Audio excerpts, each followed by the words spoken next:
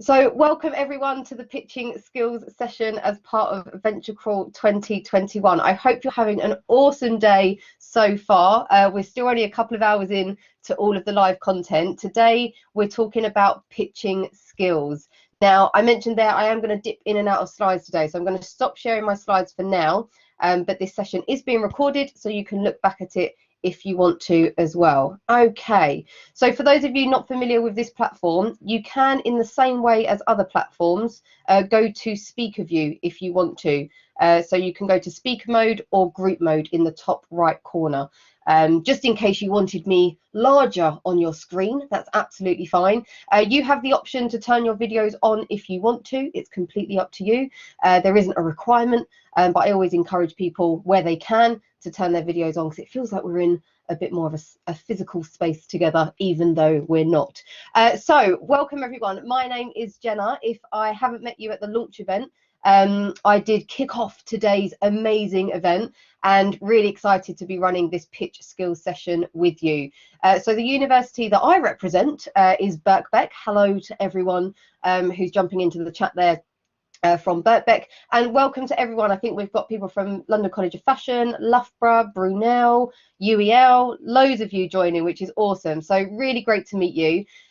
My role at Birkbeck, so I'm part-time at Birkbeck running our enterprise activity, and then I'm also running my own training business called the I Am Hub, which is all about working with entrepreneurs and businesses to help them communicate with more confidence and impact, and pitch coaching is one of my areas of expertise, and that's why I wanted to run this session today. What I'd love to know from you is, anyone here in the room pitching in the pitch final this evening? Is anyone part of the London Venture Crawl pitch final this evening? Tolu, you are amazing. So this is my check that you can hear me all okay when I put a question out. So as long as you can hear me, that's great. Lauren, I think you raised your hand there. You'll see that there is a raise your hand function here. If you've got any questions at all, you can pop them into the chat. I think you was raising your hand to say, yes, I'm pitching. So congratulations, awesome. What I'll try and do, I do want to tailor this session in the next 45 minutes to you in the room as best as possible. So do ask me any questions as we go through, and I'll make an added effort to tailor it to you as much as possible. But let's get cracking. My first question to you, and if you've been on any sessions with me around pitching or presenting, I always ask this because it kind of sets the tone to think, okay, who is it that comes to mind when we think of a great presenter? And you might have a specific presentation in mind that you've seen that you thought, wow, that was awesome. So I just want you to have a think about that and pop it into the chat. Who comes to mind when you think of a great presenter, a great communicator, a great pitcher? Maybe you've seen some startup pitches. Think about that and pop the name that comes to mind in the chat. It might be someone famous. It might be someone in your personal life that you think they're an amazing presenter and they're an amazing communicator. Farah, straight in there. Simon Sinek, I think you might mean. Yeah, absolutely. Motivational speakers. Oprah, my goodness, big interview that she did recently, right? I won't go into that. So Stan, Steve Jobs, yeah, entrepreneurs, absolutely. Gary V always tends to come up. Buki, good one.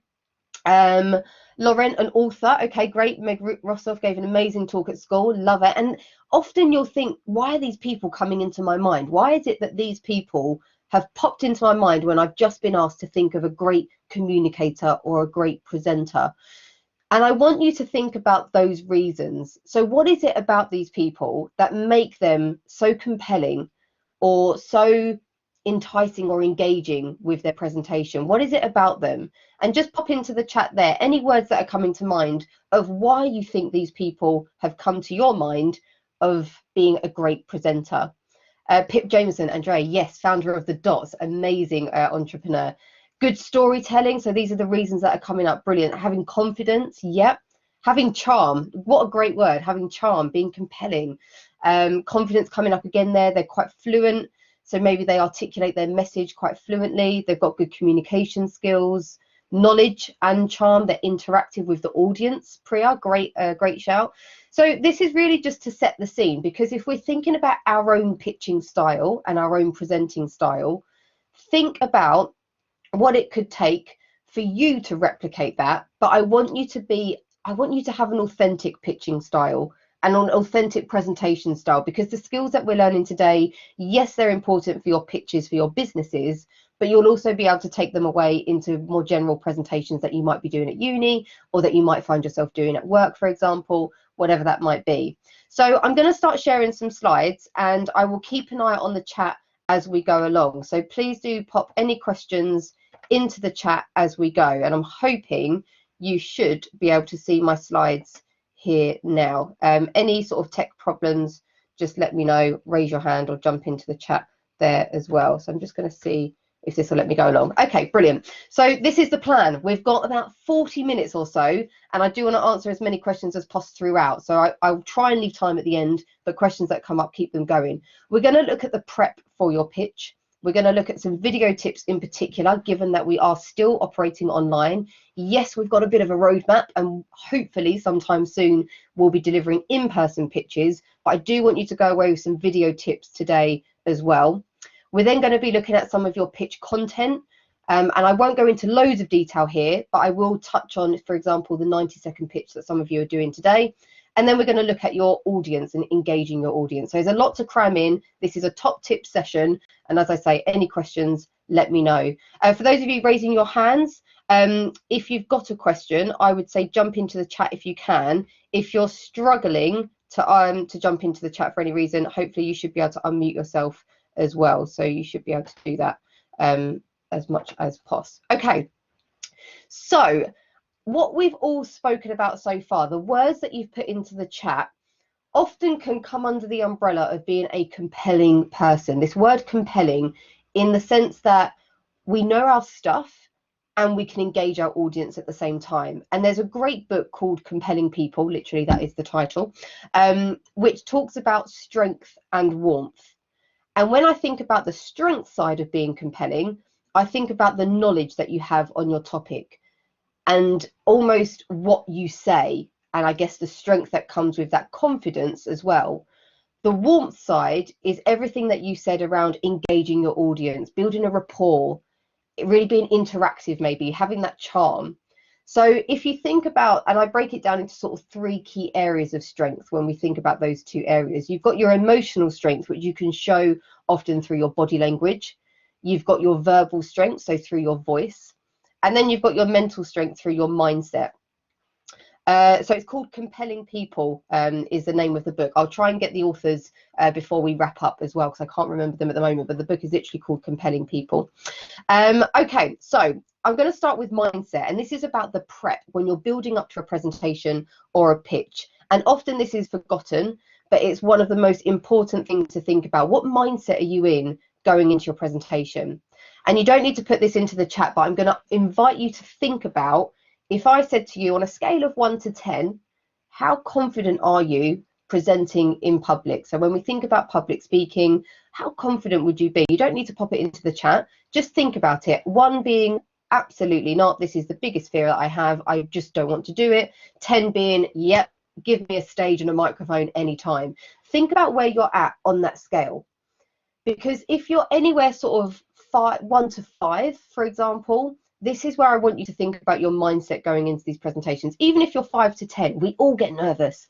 Even, you know, I love public speaking. My background is broadcast journalism, as some of you at Birkbeck will know, because I say that in my intros quite a lot. But that's where I sort of found my passion for public speaking. But it wasn't always there, and it can absolutely be developed. So when you think of your mindset, this is where we sometimes are. We go into a pitch or presentation and we're thinking, oh my goodness, please. It's almost like a prayer that we're thinking, have I got, you know, I've got this, have I got this? Please say I've got this. Whereas actually we want to be a little bit more confident, not necessarily as cocky as this guy on the screen, but we do want to be more like, I've got this. I'm going into this situation, I'm excited. And any nervous energy that we've got, we're not ignoring that nervous energy, we're using it into a more positive mindset and to be more positive about the situations that we're in. So these are some of the things that I want you to think about when you're going into maybe your pitch this evening. For those of you who are pitch champions, congrats. But any other situation, why do you want to do this? If you can go back to the reason why, Simon Sinek, one of you mentioned earlier, he talks about why. He's got a book, Start With Why. And I'm a real believer in that if we're going into something that we feel a bit uncomfortable about, 1, it's great because we're stretching ourselves. But the second thing is also thinking of what is this going to help me with in my career, with my business. So for pitching tonight, it might be, I want to do this because I want to stretch myself. I want to practice my pitching skills, and I want to let more people know about my business idea. If you can go back to the why, it's going to give you that motivation to push through any boundaries or challenges you've got in your mindset. Think about the best thing that could happen in the situation. So often we focus on the worst thing that could happen, and then we're almost telling ourselves that that's what's going to happen, so it's more likely to happen. It's that whole self-fulfilling prophecy side of things. Think about the best thing that's going to happen. I'm going to step up to the online pitch tonight. I'm going to deliver my pitch within 90 seconds. The judges are going to love it, and I'm going to walk off the virtual stage and feel like, yes, I've done the best job possible. So think about the best thing that's going to happen. If you don't try this, how will you feel? And when you finish this, how will you feel? This is just to start getting into a mindset so that we're feeling super positive going into these situations. And here's just some tips to sort of work on and take away as well. So focus on what you can control. Don't focus on, so often when we talk, and I work with clients with public speaking or pitches, they focus on too much on what the audience are going to think. Yes, we need to know our audience, but we can't control what the audience are going to think and what they're thinking about us when we turn up on stage. What we can control is how we show up.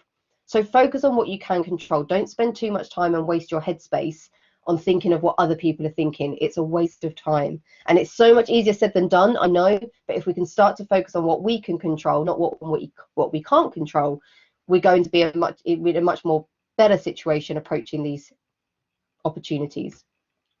Visualize success, similar to what I've said. What's the best thing that could happen? Visualize what a successful pitch or presentation looks like for you. Pace yourself. I talk naturally very quickly. I'm aware that that's my style. So if I do go quite quickly today, it's just because I want to cram in as much as possible. But when you are pitching, even if it's a 90-second pitch, even if it's a 3-minute pitch in a competition, pace yourself. Make sure you're breathing. Don't try and cram everything in that short space of time. You'd rather have less in there and make sure your audience can really take in what you're saying. I don't know if any of you have seen the Amy Cuddy TED Talk. I talk about this a lot because I love it. She talks a lot about power posing. So you can't really see me. I don't know if you can sort of see me in the corner, but power posing. So almost that superhero pose. So legs sort of firmly on the ground, standing up nice and tall, hands on your hips, head high. That's almost like your superhero power pose. And there is evidence to believe that could have an impact on how you feel going into these situations. It might not work for everyone, but power posing can make you feel more confident than you were before you did it. And then finally, practice your pitch as much as possible. I do sometimes say there is such a thing as over practicing. You don't want to go too far, but you do want to make sure you're confident that you know your stuff. When it's 90 seconds or 3 minutes, it's a short space of time that you're probably going to want to script what you're going to say, but you want to practice it in a way that it comes across natural. So you know it so well that it comes across quite natural. And do enjoy the opportunity. So whether you are pitching tonight or whether you're using these skills in a different way, enjoy every opportunity you have to pitch and speak in front of other people. It's such an amazing opportunity. Let's just get in the right mindset for it. Okay, so the next phase is looking at the other element of preparation are the 3 key areas of presenting. So you've got the words that you speak, your voice, so your tone of voice, and your body language. Which of those would you say has the most impact on your audience?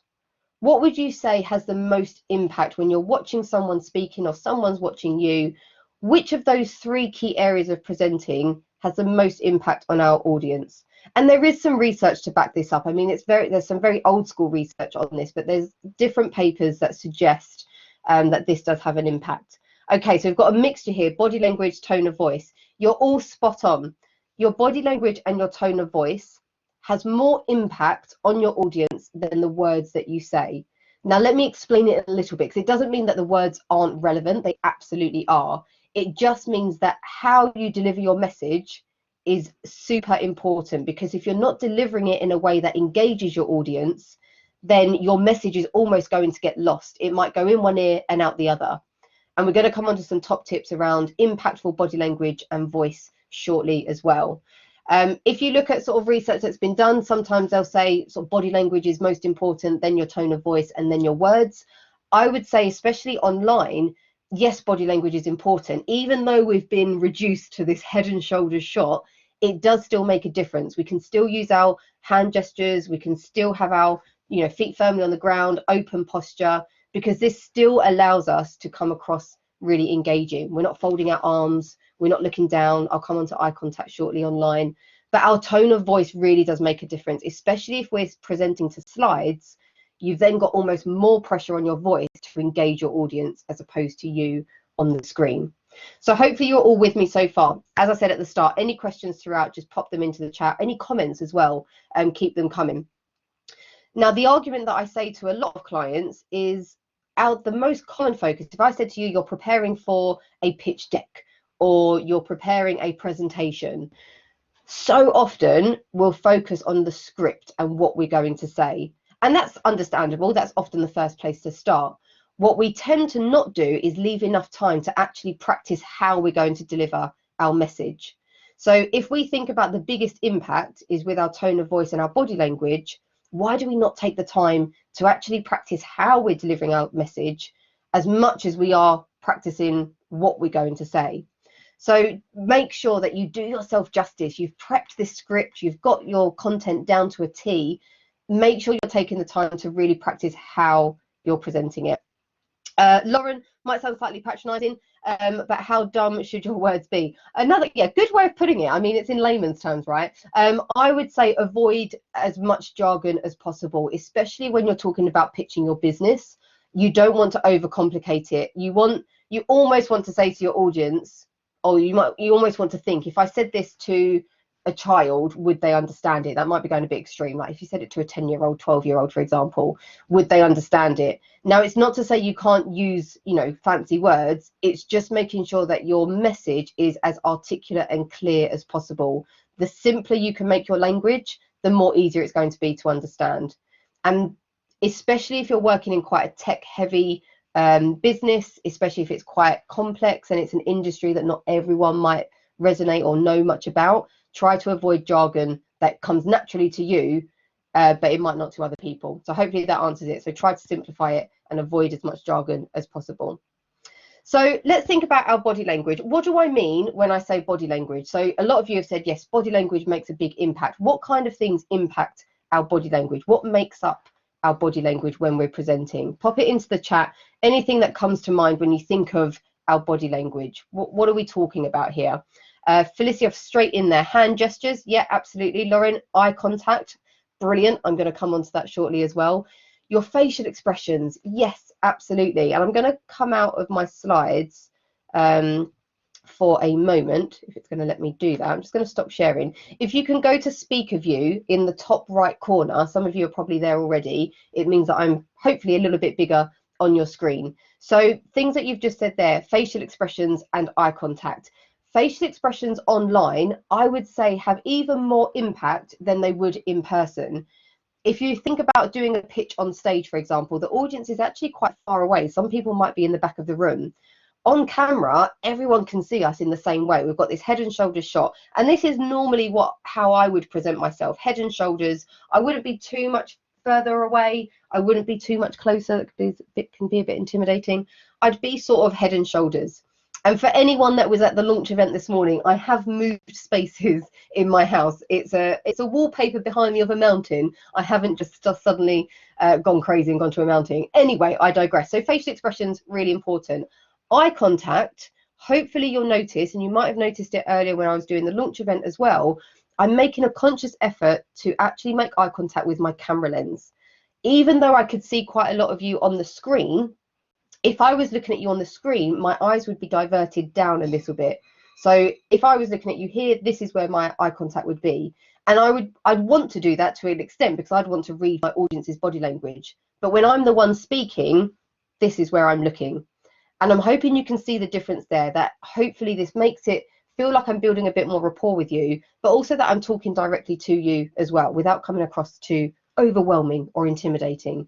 So when you are pitching online, whether that's later or in the future online, try to make an effort. It is tough. I lose it sometimes, and it is hard to remember it. Maybe you want to stick an arrow to point at your camera lens and think this is where I need to look at. It just does make a big difference. So for the judges tonight, try to make the effort of doing that, because I don't think any of you have slides. I think it's a non-slide pitch that you can do. So just try to make the effort to look at your camera lens. Not to the point where it puts you off and forgets your words. Just go for that. Eleni, smile. Yes, absolutely. Especially if it's something that you're trying to motivate or excite your audience about with your business. Naturally, if you're talking about something that's a bit more serious, a bit more complex, then we'll talk about tone of voice in a moment, but your facial expressions might not be super smiley. Think about matching it to the content that you've got as well. Your posture, Gabriel, yes. So when I say sort of posture on video, I stand up when I'm presenting most of the time. It just gives me a bit more energy. That's where I feel comfortable. Absolutely nothing wrong with sitting down when you're presenting if that's comfortable for you. What I would say is just make sure your feet are firmly flat on the floor and you can just lift up a little bit so you're having as much open posture as possible. What we don't want to do is sort of lean on desks, because that kind of comes across a little bit closed. We don't want to look away too much. We don't want to sort of cross our arms. We want to make sure we're engaging our audience as much as possible. So great ones coming in as well. And absolutely, Shazia, you said confidence. You can portray confidence through your body language by being open, using hand gestures when it works for you, making direct eye contact. All these things will really add up. So that's body language. I'm then going to go on to voice. So when we think about our voice, how can we use our voice to make an impact on our audience? What do we mean when we say our tone of voice being impactful for our audience? How can we use our voice to make an impact? And again, I'll give you a chance to pop that into the chat while I continue sharing my slides.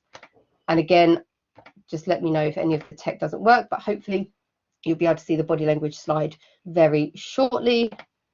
And I'll just recap what we've said there as well. Yes, there we go. So the two P's and the two E's I say about body language is posture, position. So when I say sort of head and shoulders, you're positioning in the frame. Posture we've just spoken about. Your facial expressions we've just said, and eye contact. So quite easy ones to remember, two P's and two E's. Volume, Lauren, you said volume of your voice. And that's a really great one. And I almost say it's the pitch of your voice. And you don't want to be shouting, but you want to project your voice. And even online, when you haven't got a room full of audience, a room full of people or a large audience, you haven't got them to sort of think, right, I need to project my voice to the back of the room. You still want to have that same mindset, though, online. Even though we're on video, we don't want to go too quiet. We don't want to think, oh, other people in our house might hear me. Go for it. If you're doing a pitch or presentation, imagine that you do have an audience in front of you. So you can really embody that mindset that I am delivering this to an audience. They're just there on the screen instead of physically in front of me. Engage in tonality, so your tone of voice. And I use the word inflection quite a lot. So the rise and fall of your voice. Some of us will naturally have quite monotone voices, and that's fine. It just means that we might need to make a bit more of an effort to put some rise and fall into our voices so it becomes a bit more engaging. And there are ways to practice that. One question that I would ask, if any of you have ever recorded your voice, and sometimes most of us don't like what we hear, we need to try to learn to love our voice, because our voice is our voice. When I first heard mine when I was doing radio, studying broadcast journalism, I didn't recognize the sound of my own voice, because that was one of the first times I'd actually heard my voice on radio. I just had to learn to start loving it. So I urge you to record yourself as much as possible. Gabriel, yeah, we're never really happy with it. It's just about being comfortable with it and confident as well. Our voice is our voice. Let's learn to love it as well. Okay, so things about voice, 4 P's to remember. Think about your personality coming through in your voice, because that's how we show personality, not just from our body language and our expressions that we're using, but also our voice. You can tell when someone's passionate about something, often through their voice. So when you are presenting and when you're pitching your business, I'd like to think you're going to be really passionate about your business. So that's going to come through in your voice as well. But think about getting your personality across. And that links again to the next P of being passionate about what you're talking about. And then we've spoken about pitch, or sort of the volume, not shouting, but projecting your voice, another P to pop in there. And the final one that I want to mention is pace. And the reason why I've put silence there in brackets is because sometimes we really underestimate the power of silence. If you've watched endless numbers of TED Talks like I have, you'll notice that there are pauses that people bring in to their presentations. And they do that for impact as well. So I've really slowed down my pace at the moment. I'm trying to put in some pauses in my sentences. And when you're pitching, this can be really powerful as well, because not only are you almost giving your audience breathing space to think and take in what you're saying, it gives you a bit of breathing space as well, but it is quite impactful.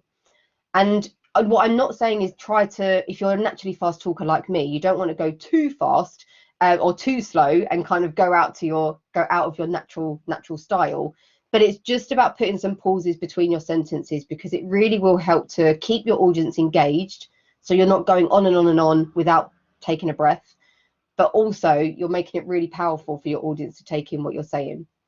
So just think about those pauses. The silences will feel like a lifetime for you, I guarantee. When you're silence for a couple of seconds, that will feel like a very long time, but for your audience it really won't. They'll actually appreciate that pacing that you're bringing in. So just some thoughts there on your voice.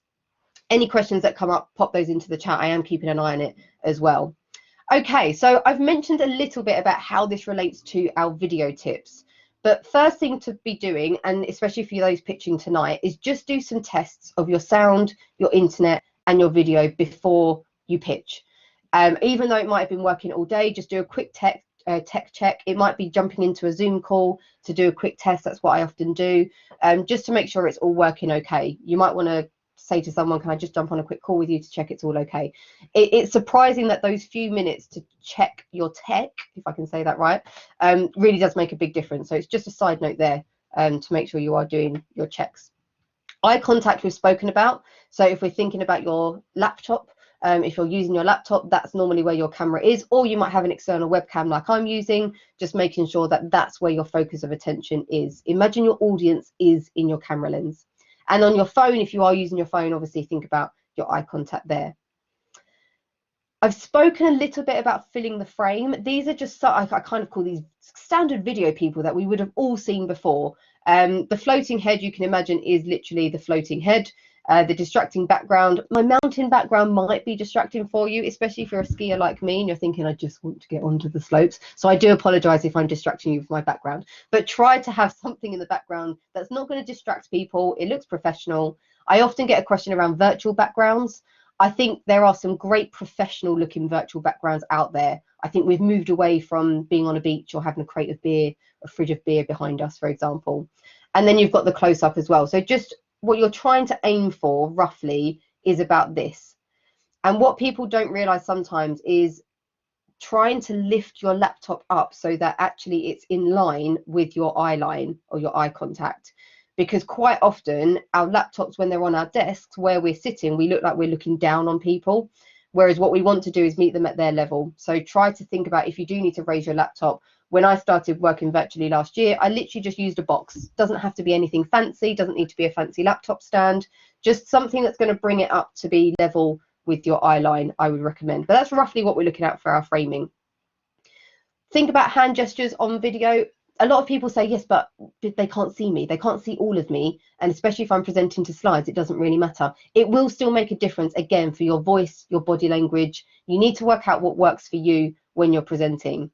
Try to minimize movement as much as possible. So if you are in a swaying chair, be careful of the sway. So easy to do sometimes, but so distracting for our audience. And obviously your personality coming through as well. Okay, let's crack on with some pitch content. Now, this isn't necessarily directed for the 90-second pitch, because I'm going to go through quite a lot of areas that you could include in a pitch, but it's not to say every pitch needs to include this. I think there was someone at the start said about pitching to investors. A lot of this stuff would be expected to be included in an investor pitch. But your ultimate goal, first of all, is to get them interested. Your next goal, once you've got them interested with a hook, is to then keep your audience's attention. Now, you might be thinking 90 seconds later isn't that long. People's attention spans are so quick sometimes. So we need to hook them in, and then we need to keep their attention.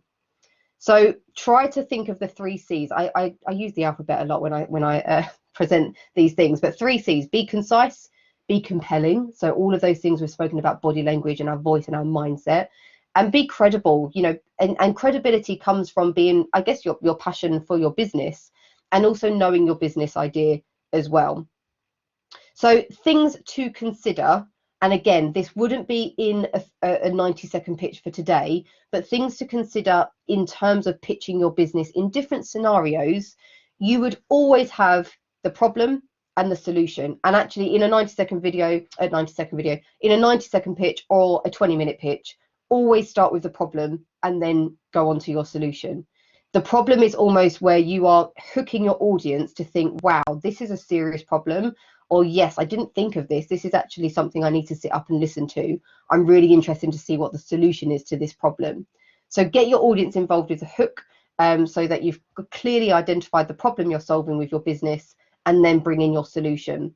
And I'll sort of touch on the next areas, but any specific questions, feel free to pop them into the chat. You'll then be able to go into a little bit more detail on your product or your service. So some of you will have service related businesses, others will have tangible products. You'll have an opportunity to go into a little bit more detail on how it works, not the ins and outs, but a little bit more detail. You then want to think about your market. And when I talk about your market, I mean the market size as well as your actual target market. So there's two elements to this. What's the potential of your market? So what's the opportunity? If you're pitching to investors, this is key because they're going to want to know, okay, what's the opportunity? If I invest in this business, what's the market size we're going after? And then on the other side of that, you've got your target market. So who are your customers? Who are you targeting? What demographic are you targeting?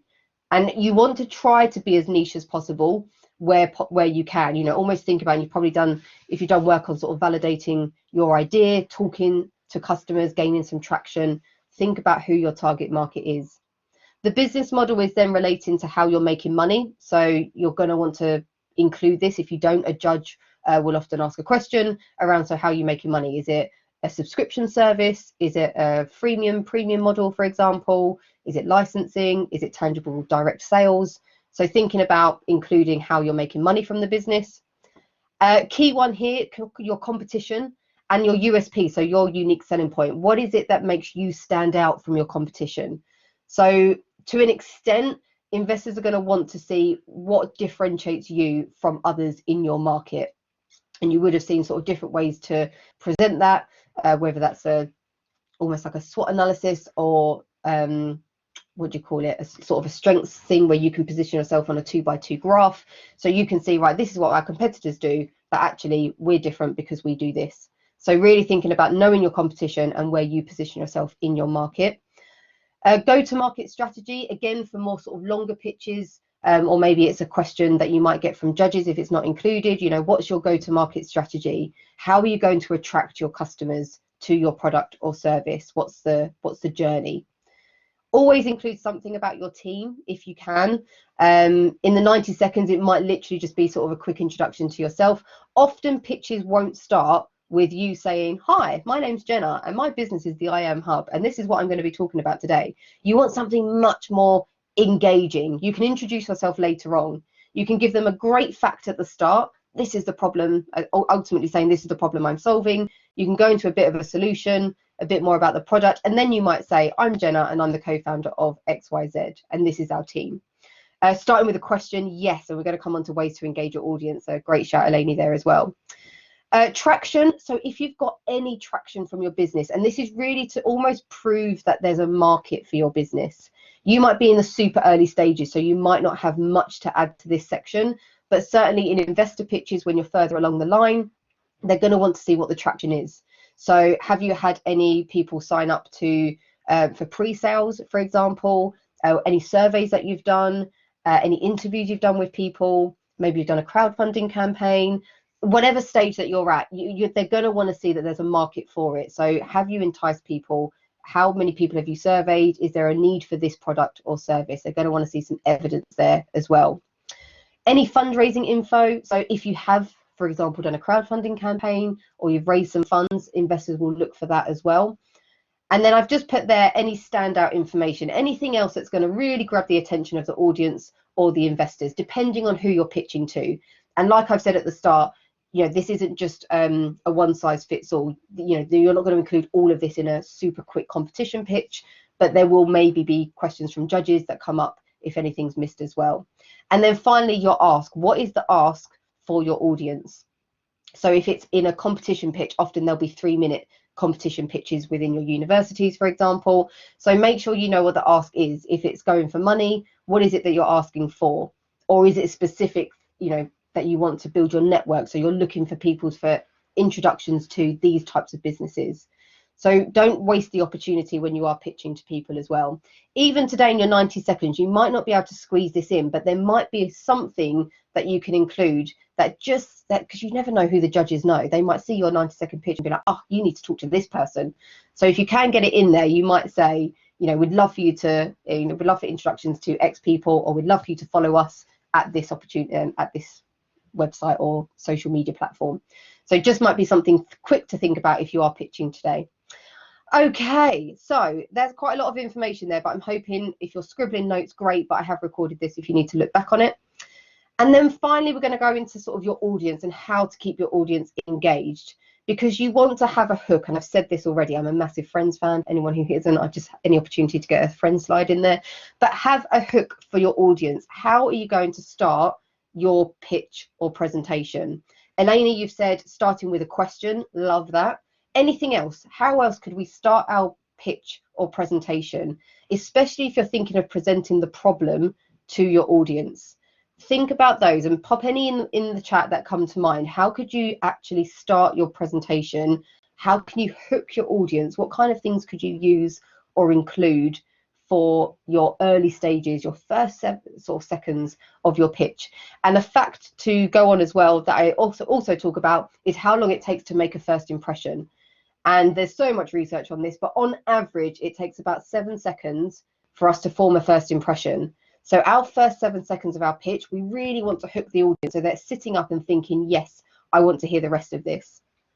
A shocking statistic, some data, yeah, absolutely. Present a problem your audience relates to, absolutely. If you can get some info and insight on who is going to be in the audience, that could be really great to think about. Starting with a question, absolutely targeting your audience. A fact, absolutely. Did you know that X% of da-da-da-da-da? What if I told you? Have you ever thought about, you know, and it could be actual questions. I guess in the scenario of online pitching, often it's rhetorical questions that you're asked. So you're almost planting a seed in the audience's mind to think about something that you think, wow, I haven't, yeah, have you ever experienced this? Clapping can be ice-breaking. Yeah, absolutely. So do you mean that you want the audience to clap you or do something different? Interesting one if you want to expand on that one. A story, a few of you had said stories.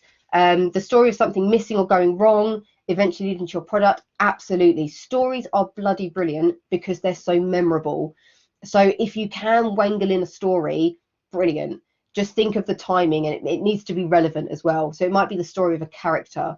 In one of our final sessions last year, on one of our plays, someone brought in a Jack and Jill. Meet Jack, and Jack was the customer and Jill was the provider, and he was saying that how his service helped him. No, to clap for themselves. Okay, got you. Sorry, I totally misread your thing. Yeah, that makes a lot of sense. And also, if you're in person, try to think about, you know, things like doing a straw poll. Hands up if anyone's experienced this, and you can almost sort of really use the room. It's just more difficult online, so you need to trust yourself that you've got this. Your audience are there and they are listening to you, just that you're not getting anything back. Some humorous observations. Yes. Oh my goodness. I love talking about humor in presentations. I am on LinkedIn. You'll see that I do this whiteboard series. And one of my first whiteboard Wednesdays was on using humor in presentations. And I think if you can, it's great.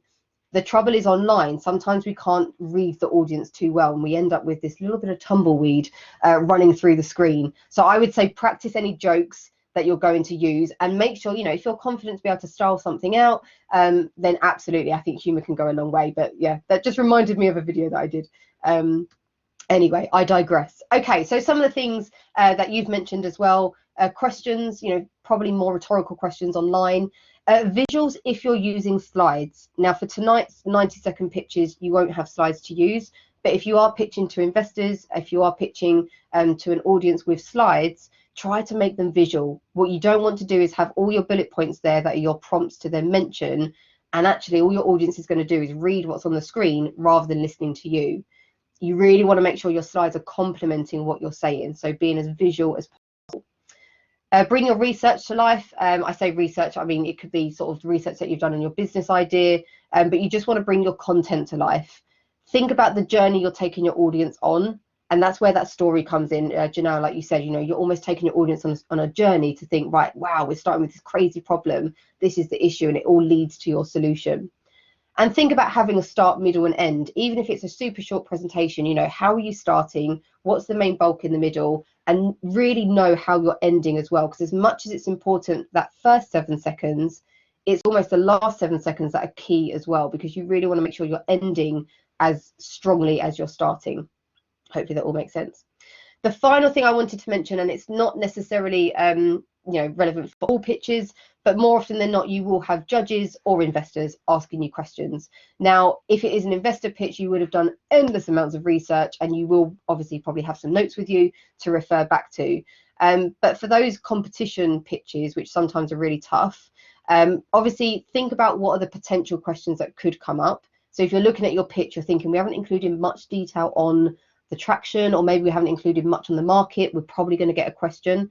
Because when it is such a short pitch, you have to be ruthless, right? There's going to be things that you need to, you know, cut back on in terms of the detail, but try to think of what could come up. Think of what you do know. And sometimes this relates to that politician's answer a little bit, but think of what you do know, and if it does relate in some way to the question being asked.